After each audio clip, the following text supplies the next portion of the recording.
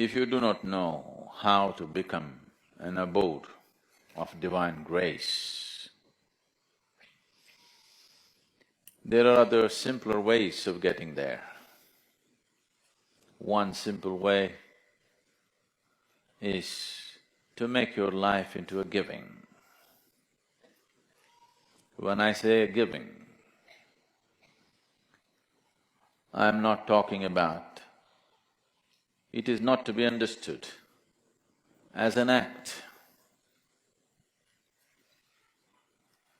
because giving as an act is a deception. Because what can you give? Everything that we have, including this body, we have taken from this planet. What we can give is only a paltry part of what we have taken. Giving as an act could be very deceptive and could turn ugly. But if your giving is your way of being, if your way of being is giving, and your actions are only a manifestation of your way of being, there is no way to avoid that. If you establish your way of giving,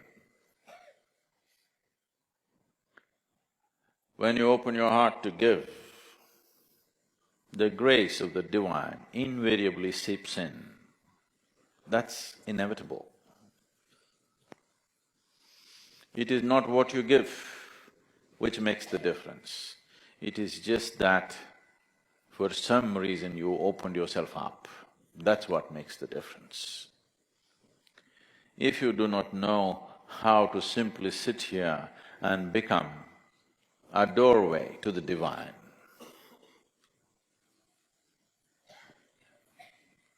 giving is a simple way of making yourself porous enough so that the grace of the divine inevitably enters you. It is in setting boundaries that we have denied ourselves the possibility of the divine. Every time we hold back, we set boundaries. And when we set boundaries, we deny ourselves the ultimate possibility. If you become a constant state of giving, when I say a constant state of giving, if your every step and every breath is a process of giving, that is, you have made your life into a contribution, you will naturally arrive at a state of union which will set the necessary foundations for a cosmic possibility. It has been my fortune and privilege that at a very early age, I became a witness to a certain state of giving,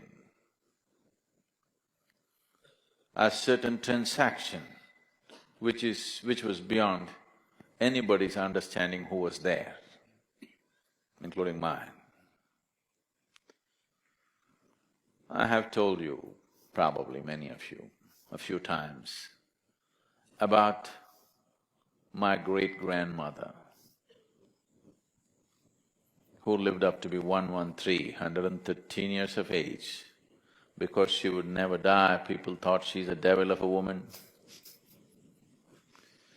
She buried her husband, she buried all her children, a few of her grandchildren, and I think even a couple of her great-grandchildren. But she wouldn't die, 113 years of age. I have seen her in various kinds of states, but it is her sense of giving which needs to be looked at. In the mornings, if she was given breakfast, she would always go about giving away at least 2/3 of it to the ants and the birds and the squirrels, particularly to the ants. And there would be unsolicited advisors around who would say, she's throwing all her food around, this old woman will die without eating. They all died. She didn't. There are many days I've seen her, this little breakfast that was left in her plate, she would just hold in her hand and simply sit there, watching the ants eating. Tears would be streaking down her cheeks. And when somebody asked, won't you eat? She would say, I'm full. I'm already full. I thought she has some kind of an emotional love affair with ants. I was only 3, 4, 5 years of age. She was well over 100.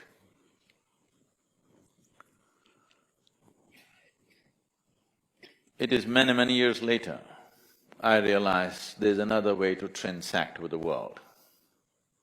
If the ants ate, she was being nourished. A logical mind would never understand this. This would look like rubbish to a thinking mind. But she was nourished like this. It is this nourishment which gave her an extraordinary longevity. Life happens in many ways. Your nourishment is not just through the food that you eat. Even now, only 25 to 30% of the nourishment comes from the food that you eat. The rest of it is the air that you breathe, the water that you drink and the sunlight. Without these things you will dissipate. So giving is… First I want you to understand, you have come with nothing, so you cannot give. We're just trying to deceive the Creator. We are giving. There's nothing to give. We just act it out. He also kind of plays along, so it's okay. We are playing a game.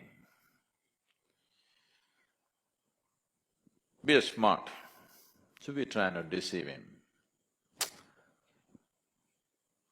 But he's intelligent, so he plays along. He's wise, so he plays along. There's nothing here to give.